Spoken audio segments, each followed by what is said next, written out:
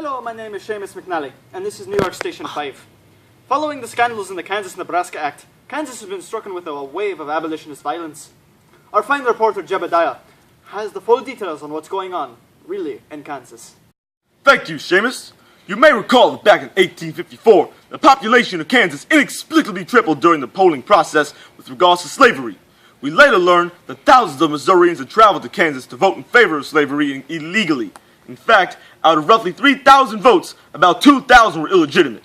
And because of this, 37 seats out of 39 in the Kansas state legislation were pro-slavery.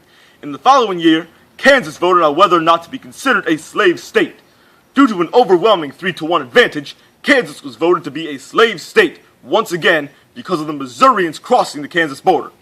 After that, New England Yankees immigrated to Kansas territory with what appeared to be Beecher's Bibles, but turned out to be Sharp's rifles to counteract the Missouri ruffians and their deceitful ways.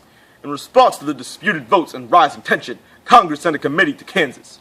The committee came to the conclusion that the Kansas government was an illegally constituted body and had no power to pass laws. However, the pro-slavery legislature created a new territorial capital in Pawnee. This pro-slavery government then passed laws favorable to slavery.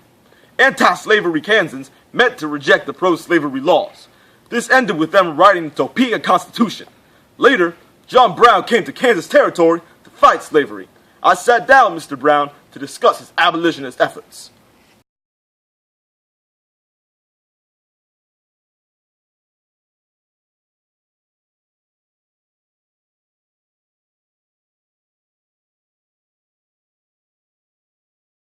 John Brown interview, 1856. I'm here today with abolitionist freedom fighter John Brown to hear from someone who has been on the ground and in the fighting. So, Mr. Brown, what are your thoughts on the current conflicts occurring in Kansas? Well, I'm proud that the freedoms of the are finally being fought for, and those are finally getting what they deserve. What do you think really started the conflict? They're after me.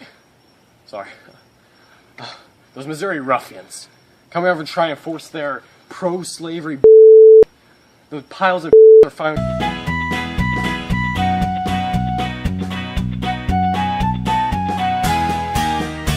Sir, I think we have enough information for now. They're here! Seamus?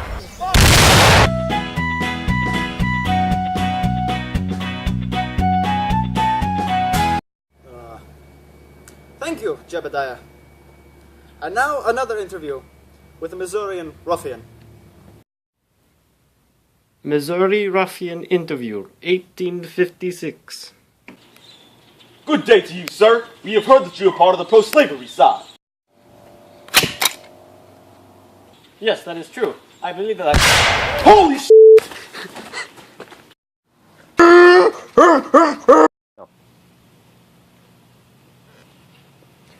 For a more sane and less violent approach on the topic, we have with us the respected commentator, Biggie Allender.